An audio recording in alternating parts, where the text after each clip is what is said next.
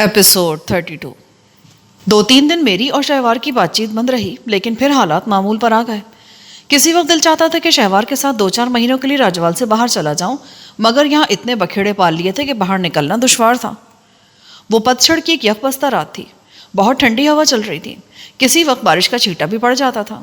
چاچا عسکری راجوال میں ہی تھا اور بہت بیمار تھا، کسی وقت اس کے تن و توش کو دیکھ کر ہیبت آتی تھی، اب وہ سکڑ سے مٹ کر مختصر ہو گیا تھا۔ در حقیقت موکھلوں کے ساتھ لڑائی میں کندھے پر زخم کھانے کے بعد وہ کبھی بھی پوری طرح صحت یاب نہیں ہوا تھا، بلکہ کچھ عرصہ پہلے تو اس کی موت کی جھوٹی خبر بھی پھیل گئی تھی۔ وہ پچھلے 5 سال سے کام کاج بالکل چھوڑ چکا تھا، بلقیس نے اس کا وظیفہ مقرر کر رکھا تھا، اب وہ 5 وقتہ نمازی ہو چکا تھا۔ میں اس کے پاس بیٹھ کر دیر تک اس کی ٹانگیں دباتا رہا۔ لالٹین کی زرد روشنی عسکری کے چہرے کی جھریوں میں رینگ رہی تھی اور گئے وقتوں کی کہانیاں سنا رہی تھی۔ دیگر لوگوں کی طرح چاچا عسکری بھی میرے اور بلقیس کے بارے میں کافی کچھ جانتا تھا۔ اس نے اچانک کہا، بیگم جی کا تجھ سے ملنا جلنا شروع میں بڑا عجیب لگا تھا، میں بڑا حیران ہوا تھا کہ ایسا کیوں ہوا ہے، پر جب غور کیا تو آہستہ آہستہ بات سمجھ میں آنے لگی۔ میں تمہارا مطلب نہیں سمجھا چاچا۔ خاور پتر، یہ جو زنانی ہے نا، بڑی عجیب شے ہے، یہ جلیبی کی طرح ٹیڑھی بھی ہے اور کورے کاغذ کی طرح سادی بھی ہے۔ شادی کے بعد بندہ اس کو جس رنگ میں ڈھالتا ہے نا، وہ ڈھلتی چلی جاتی ہے، بس اس کی ایک ہی تمنا ہوتی ہے، اسے اپنے بندے کی پوری چاہ ملے۔ جب بیگم بلقیس حویلی میں آئی تھی تو ہر طرف چانن سا ہو گیا تھا۔ وہ اب بھی اپنی عمر کی عورتوں سے جوان و سونی نظر آتی ہے، مگر تب تو اس کی بات ہی کچھ اور تھی، جو دیکھتا تھا دیکھتا رہ جاتا تھا۔ والی جی اس کے مقابلے میں کچھ بھی نہیں تھے، ان کی عمر کافی زیادہ تھی، بس وہ ایک میلے میں بیگم بلقیس کو دیکھ کر فدا ہو گئے تھے۔ سنا ہے چاچا، بیگم جی نے والی جی سے شادی کے لیے کوئی شرط بھی رکھی تھی؟ ہاں، وہ شرط والی بات بھی صحیح ہے، والی جی بڑے کھلے ڈولے مزاج کے تھے، کئی زنانیوں سے ان کا دوستانہ تھا، 1-2 اکیلے بھی تھیں۔ بیگم جی نے والی جی سے وعدہ لیا تھا کہ وہ یہ سب کچھ چھوڑ دیں گے، اور والی جی نے وعدہ کر لیا تھا، پر ہم نے دیکھا کہ یہ وعدہ پورا نہیں ہوا۔ شروع کے 1-1.5 سال میں والی جی نے کچھ احتیاط کی، حویلی کے اندر ناچ گانا بھی نہیں ہوا، مگر آہستہ آہستہ سب کچھ ویسا ہی ہو گیا۔ والی جی کے یار دوست بھی حویلی میں نشے پانی کے لیے آنے لگے۔ بیگم بلقیس نے کیا کیا پھر؟ میں نے یہ سب کچھ بڑے پاس سے دیکھا خاور پتر۔ بیگم بلقیس بڑی شوخ و چنچل ہوا کرتی تھی، ایسے جیسے کوئی رنگ دار چڑیا حویلی میں چہکتی پھرتی ہے، ہر وقت کا ہانسا، ترنجن، ڈھولکی، گانے۔ مگر جب والی جی پھر اپنی پرانی ڈگر پر آنے لگے تو بیگم جی بجھ سی گئی۔ میاں بیوی میں کئی بار جھگڑا ہوا، بیگم بلقیس کئی ہفتوں کے لیے میکے چلی جاتی تھی، مگر مجبور ہو کر پھر واپس آ جاتی تھی۔ آہستہ آہستہ اس نے صبر کرنا سیکھ لیا، وہ سمجھ گئی کہ یہاں کچھ بھی نہیں بدلے گا، اور اگر اس نے بدلنے کی زیادہ کوشش کی تو سب کچھ بگڑ جائے گا۔ ہاں، اتنا ضرور ہوا کہ ناچ گانے کی محفلیں حویلی کے بجائے باغ والے ڈیرے پر ہونے لگیں۔ چاچے کو حسب معمول کھانسی کا شدید دورہ پڑا اور اس کا دم الٹنے لگا۔ میں نے اسے پانی پلایا اور رقہ پکڑ کر ایک طرف رکھ دیا۔ کچھ دیر بعد طبیعت ذرا بحال ہوئی تو چاچا نے کہا، میں نے بتایا ہے نا کہ ان دنوں والی جی بڑے کھلے ڈولے تھے، ان کے یار دوست حویلی کے اندر ہی پیتے پلاتے بھی تھے۔ ان کے ایک زمیندار دوست نے انہیں لاہور سے فلم چلانے والی مشین لا کر دی تھی، اس مشین پر وہ حویلی میں فلمیں بھی دیکھ لیتے تھے۔ والی جی کا ایک یار خوشاب کا عظمت خان کچھ زیادہ ہی وگڑا ہوا تھا، ایک بار میں نے اسے خود بیگم بلقیس سے مذاق کرتے دیکھا، اس نے نشے میں بلقیس کا ہاتھ پکڑا تھا، بیگم بلقیس کا منہ لال بوٹی ہو گیا، پر والی جی نے بات ہنس کر ٹال دی، بس اتنا کیا کہ عظمت خان کے ہاتھ سے بوتل پکڑ کر ایک طرف رکھ دی۔ اب کبھی کبھی سوچتا ہوں تو لگتا ہے کہ والی جی نے ایک بڑی سیدھی اور سچی کھری لڑکی کو توڑ پھوڑ کر رکھ دیا تھا۔ والی جی کئی دن ڈیرے پر گزار دیتے، وہ اتنی بڑی حویلی میں اداس پڑی رہتی، سردیوں میں وہ اکثر خیمے وغیرہ لے کر شکار پر نکل جاتے، ایسے دوروں سے ان کی واپسی 2-2 ہفتوں بعد ہوتی۔ بس کچھ نہ پوچھو ان دنوں کیا کیا ہوتا رہا ہے۔ میں نے سگریٹ کا کش لیتے ہوئے کہا، لیکن کچھ سال پہلے جب میں نے والی جی کو دیکھا تو وہ کافی بدلے ہوئے تھے۔ وہ تو ان میں ہمت نہ رہی نا، اور بیماریوں نے گھیر لیا تو سارے کام آہستہ آہستہ چھوٹ گئے۔ اس عمر میں بدلنا جوانی میں بدلنے کے برابر تو نہیں ہوتا نا۔ میں نے موضوع بدلا، چاچا تمہارا تو بڑا تجربہ ہے، تم بتاؤ بیگم بلقیس کیسی عورت ہے؟ یہ سوال تو میں تم سے پوچھنے والا تھا، تم بتاؤ کہ تمہارے دماغ میں بیگم بلقیس کے بارے میں کیا خیال آتا ہے؟ میرا مطلب ہے اب یہ بات کو لکی چھپی نہیں ہے نا، والی جی کی زندگی میں تمہارے اور بیگم جی کے درمیان بات چل پڑی تھی، تمہارا کیا خیال ہے بیگم بلقیس نے ایسا کیوں کیا؟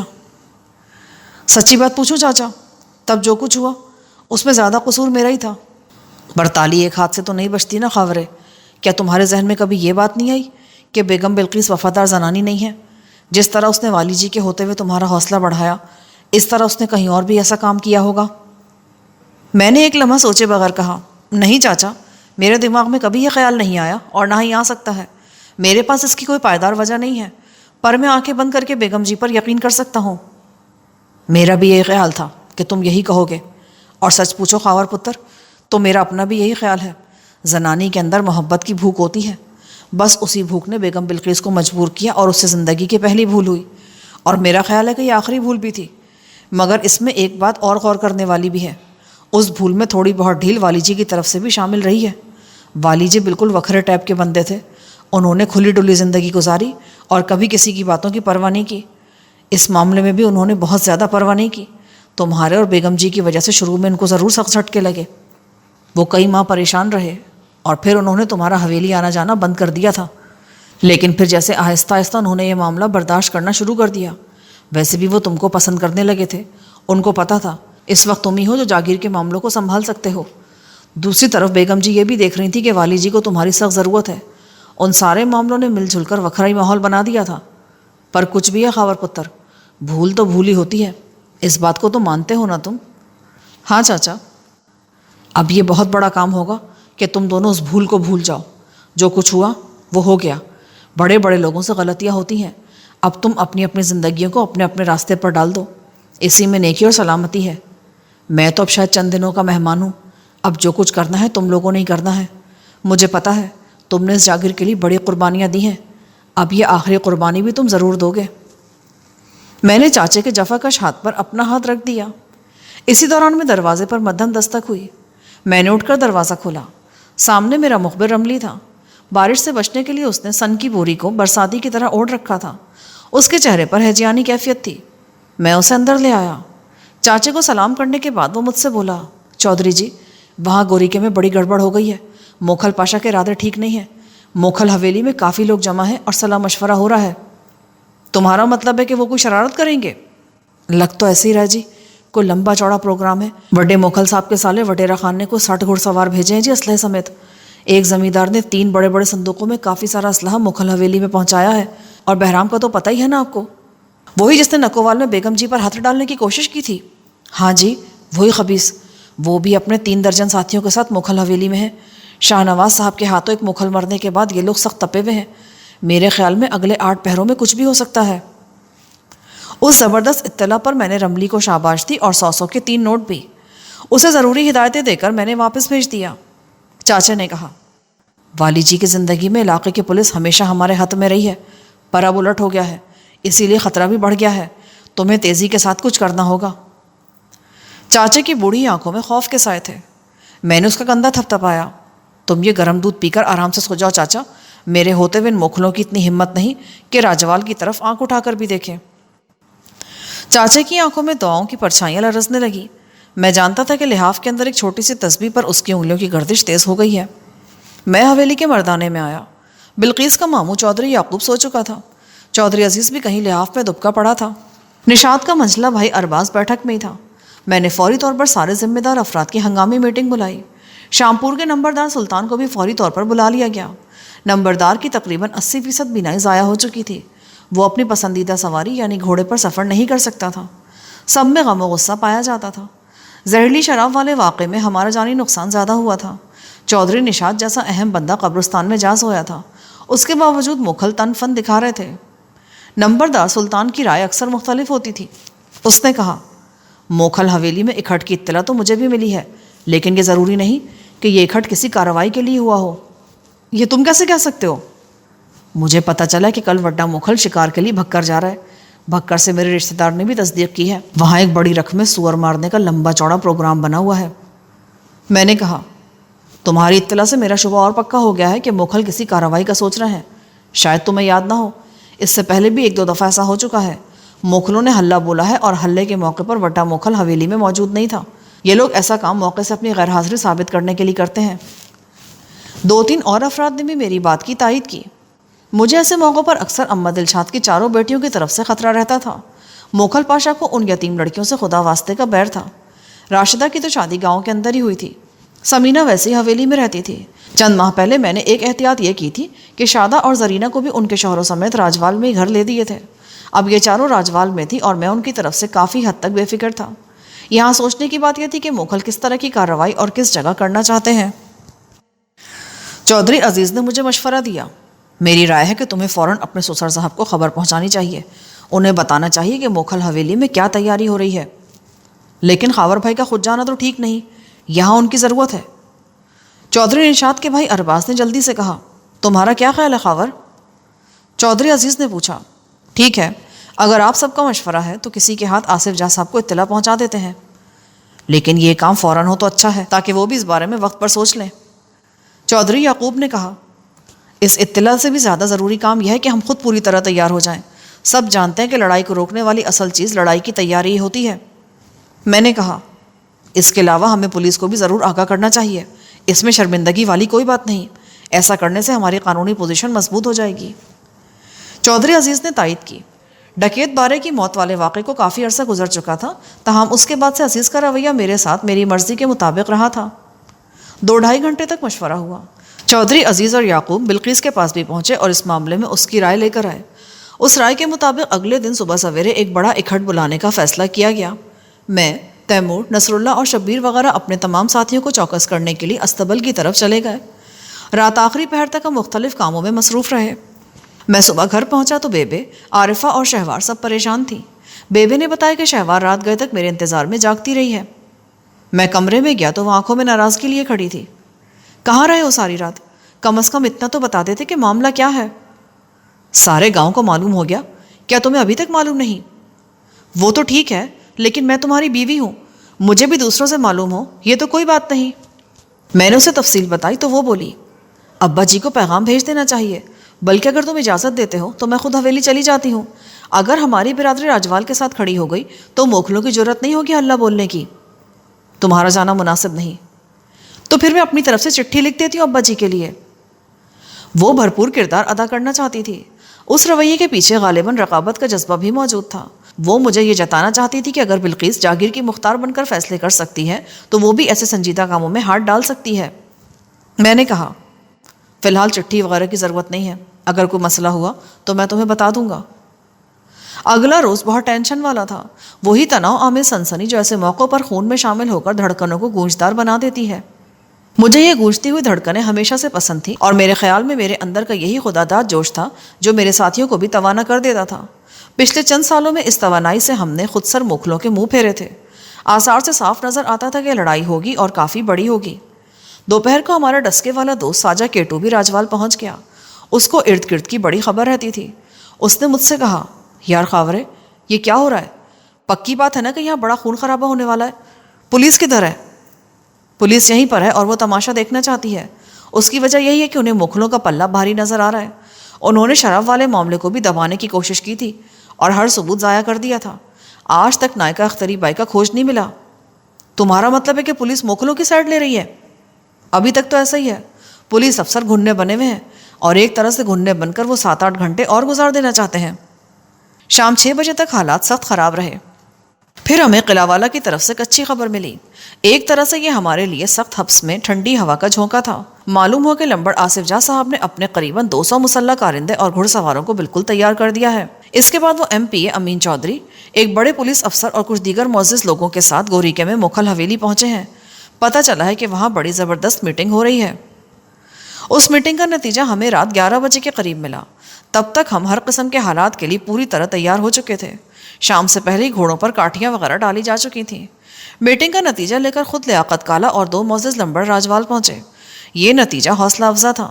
کالے نے بتایا، لڑائی ٹل گئی ہے شاخاور، موکھلوں اور ان کے ساتھیوں نے گھوڑوں کی زینیں کھول دی ہیں اور ہتھیار اتار رہے ہیں۔ اگر انہوں نے ہتھیار اتار دیے تو ہم بھی اتار دیں گے۔ میں نے کہا، بڑی لمبی چوڑی بحث ہوئی ہے وہاں جی۔ موکھلوں کی ضد تھی کہ یہ لڑائی ضرور ہوگی۔ وہ آصف جاں صاحب سے کہتے تھے کہ وہ ایک طرف رہیں، نہ ہماری حمایت کریں نہ جاگیر والوں کی، لیکن جہاں صاحب نے صاف بتا دیا کہ وہ اس لڑائی سے علیحدہ نہیں رہ سکتے۔ جب اس بات کی پوری تصدیق ہو گئی کہ لڑائی ٹل گئی ہے اور موکھلوں کے جو حمایتی جتھے موکھل حویلی میں جمع ہوئے تھے وہ واپس جانا شروع ہو گئے، تو میں نے بھی نصر اللہ سے کہا کہ وہ ساتھیوں سے ہتھیار اتروا دے، مگر اندر خانے چوکس رہے۔ ایک خونی لڑائی بالکل کنارے پر آ کر تھم گئی تھی اور یہ سب کے لیے بڑی خوشی کی بات تھی۔ اگلے روز ہمیں اس بحث کی تفصیل معلوم ہوئی جو لمبڑوں اور موکھلوں کے درمیان حویلی میں ہوئی تھی۔ پتہ چلا کہ ایک موقع پر آصف جاں صاحب سخت غصے میں آ گئے تھے۔ انہوں نے وڈے مغل کو صاف بتا دیا تھا کہ راجوال میں ان کی بیٹی ہے اور وہ اس کا سسرال ہے۔ اگر راجوال کو کوئی نقصان پہنچا تو ہم سمجھیں گے کہ یہ ہمارا نقصان ہے، ہم راجوالیوں کے کندھے سے کندھا ملا کر میدان میں آ جائیں گے۔ اور یہی موقع تھا جب موکھلوں نے اپنا ارادہ بدل ڈالا۔ اگلے 4-5 ہفتے تک حالات پرسکون ہی رہے، ویسے اندر خانے لڑائی کا ماحول بنا رہا۔ پتہ چل رہا تھا کہ موکھل پاشا مسلسل جوڑ توڑ میں مصروف ہے۔ میرے گھر کا ماحول بھی بس ٹھیک ہی تھا، اور ٹھیک اس وجہ سے تھا کہ یہاں شہوار کی مرضی کے خلاف کوئی کام نہیں ہو رہا تھا۔ حامد کی صورت دیکھے مجھے کافی عرصہ گزر چکا تھا۔ اسے ایک بار پھر خناق کی شکایت ہوئی تھی، لیکن میں پتہ لینے نہیں گیا تھا۔ بلقیس سے ملنے یا بات کرنے کا تو کوئی سوال ہی پیدا نہیں ہوتا تھا۔ ان دنوں ایک اور واقعہ ہوا جس سے شہوار کی نازک طبیعت کا اندازہ ہوا۔ ہمارے دیہات میں اکثر سردیوں کے موسم میں دودھی بنائی جاتی ہے۔ دودھی ایک مقوی غذا ہوتی ہے۔ دودھ میں 4 مغز، ناریل اور بادام وغیرہ ڈال کر اسے خوب جوش دیا جاتا ہے اور پھر چمچ سے گرم گرم پیا جاتا ہے۔ رات کو شہوار بستر پر بیٹھی ہوئی تھی۔ میری ایک ملازمہ رانو نے گرم گرم دودھی کا پیالہ شہوار کے سامنے رکھنا چاہا تو وہ الٹ گیا۔ اس نے شہوار کا پاؤں چلا دیا۔ شہوار چلا کر اٹھی اور اس کے جہیز کا ایک نہایت قیمتی گلدان بھی گر کر ٹوٹ گیا۔ دودھی بہت گرم تھی، شہوار کے پاؤں پر آبلے پڑ گئے۔ کئی دن تک اس کی مرہم پٹی ہوتی رہی۔ اسی ملازمہ رانو سے چند دن پہلے شہوار کا ایک مہنگا دوپٹہ بھی استری کرتے ہوئے جل گیا تھا۔ شہوار نے فوراً رانو کو نکال دیا اور وہ اپنے گاؤں نکوال چلی گئی۔ بات یہیں تک رہتی تو کوئی خاص نہیں تھی، مگر چند دن بعد پتہ چلا کہ 2-3 رہزنوں نے رانو کو کھیتوں میں پکڑ کر خوب مارا ہے، اس کے کپڑے پھاڑ دیے ہیں، کانوں سے چاندی کی بالیاں نوچ لی ہیں اور اسے نیم بے ہوش کر کے چھوڑ گئے ہیں۔ اس واقعے کے بعد میرا دھیان کسی خاص سمت میں نہیں گیا، لیکن اس رات رونق علی کے کمرے میں اس سے ملاقات ہوئی تو اس نے ایک عجیب بات کہی۔ یار، میں سوچ رہا ہوں اس کڑی رانو کو کہیں پاؤں اور دوپٹہ جلانے کی سزا تو نہیں ملی؟ میں چونک اٹھا۔ کیا کہنا چاہ رہے ہو رونق بھائی؟ یقین سے نہیں کہہ رہا ہوں، بس میرا خیال ہی ہے۔ اصل میں بڑے عرصے سے آصف جاں کو جانتا ہوں نا۔ یہ بندہ اپنی بیٹی کے بارے میں بڑا جنونی ہے، اکلوتی اولاد ہے اور بڑے لاڈ پیار سے پلی ہوئی ہے۔ تمہیں شاید اس کتوں والی بات کا تو پتہ ہی ہوگا۔ اپنے 4 بڑے مہنگے کتے آصف جاں نے صرف اس بات پر شوٹ کر دیے تھے کہ ہاں مجھے پتہ ہے، لیکن یہ جو تم رانو والی بات کہہ رہے ہو وہ سمجھ میں نہیں آتی۔ پر مجھے یقین ہوتا جا رہا ہے کہ ایسا ہی ہوا ہوگا۔ ایسے لوگ موٹی اسامیوں کو شکار کرتے ہیں۔ غریب نوکرانی سے انہیں کیا مل جانا تھا، بس اسے نیلو نیل کر کے چھوڑ گئے۔ یہ وہی چکر ہے۔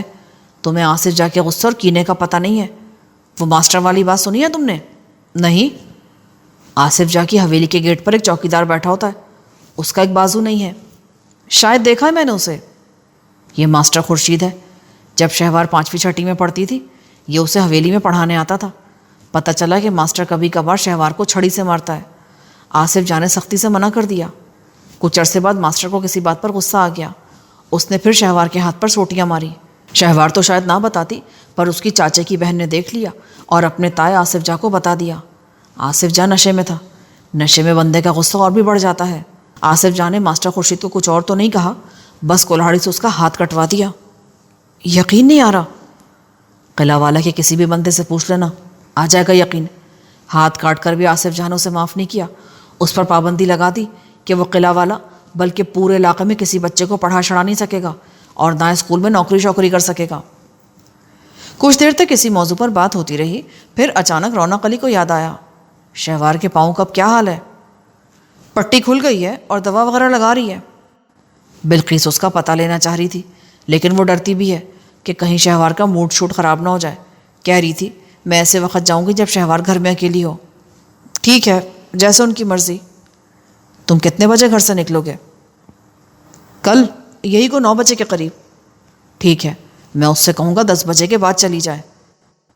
پھر اس نے اپنی توند پر ہاتھ پھیرا۔ یار ذرا میرا بلڈ پریشر تو چیک کرو، اب تو ذرا سی بات پر بڑھنے لگا ہے۔ اب دیکھو نا، ایسی کوئی گرم شے بھی نہیں کھائی میں نے، بکرے کے تھوڑے سے کھڑاوے کھائے ہیں بس۔ ہاں، بکرے کے کھڑاوے تو بالکل ٹھنڈے ہوتے ہیں، بلکہ جس بندے کو یرقان ہو اس کو بکرے کے کھڑاوے یعنی پائے کھلانے چاہیے۔ او یار، ایک تو تمہاری بات میری سمجھ میں نہیں آتی، پتہ نہیں چلتا کس وقت مذاق کر رہے ہو اور کس ویلے صحیح بات کہہ رہے ہو۔ رونق بھائی، تم سب کچھ جانتے ہو، بس جان بوجھ کر گھننے بن جاتے ہو۔ اب تم اتنے بھی چوچے نہیں کہ تمہیں کھڑاؤں کے سخت گرم ہونے کا پتہ نہ ہو، بس تمہاری زبان کا چسکا تمہارا ستیہ ناش کر رہا ہے۔ اس کا چہرہ متغیر ہوا، پھر وہ کھسیانے انداز میں ہنسنے لگا۔ وہ میرے گھٹنے پر ہاتھ رکھ کر بولا، یار اصل میں مجھے صبح سے لگ رہا تھا کہ بلڈ پریشر بہت کم ہو گیا ہے، ایک دم کمزوری ہو گئی تھی، اس لیے میں نے سوچا تھوڑا سا تیز کر لوں. زیادہ کھایا بھی نہیں، بس 2-4 بوٹیاں ہی تھیں. مجھے پتا رونق بھائی، تم پورے پائے کو ایک بوٹی کہتے ہو، لیکن خیر یہ بلڈ پریشر تمہارا لو کیسے ہوا؟ سچی بات بتاؤں؟ ہاں. دراصل وہ خانہ خراب شکیلہ بائی رات کو بہت یاد آتی رہی. اس دغا باز کے بارے میں سوچ سوچ کر بلڈ پریشر نیچے چلا گیا. دوسری باتوں کی طرح تمہاری یہ بات بھی الٹی ہے. اس خبیث کے بارے میں سوچ کر تو تمہارا بلڈ پریشر اوپر جانا چاہیے تھا. وہ مخبر تھی، تمہیں نقصان پہنچاتی رہی اور تمہارے ساتھ ساتھ پورے راجوال کو بھی. یہ تو شکر ہے کہ جلدی اس کا پول کھل گیا. اس کے بارے میں سوچ کر تو تمہارے بلڈ پریشر میں آگ لگ جانی چاہیے. رونق نے گہری سانس لی، پھر ہلکے پھلکے انداز میں بولا، یار ان پڑھ بندوں کا بلڈ پریشر ایسے ہی ہوتا ہے. جب اوپر جانا ہوتا ہے تو نیچے آ جاتا ہے، نیچے جانا ہو تو اوپر چلا جاتا ہے.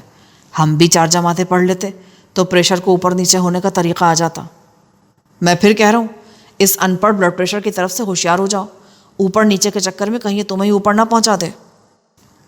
بی پی آپریٹرز میں نے رونق علی کے کمرے میں ہی رکھ چھوڑا تھا. اس کا بی پی چیک کیا.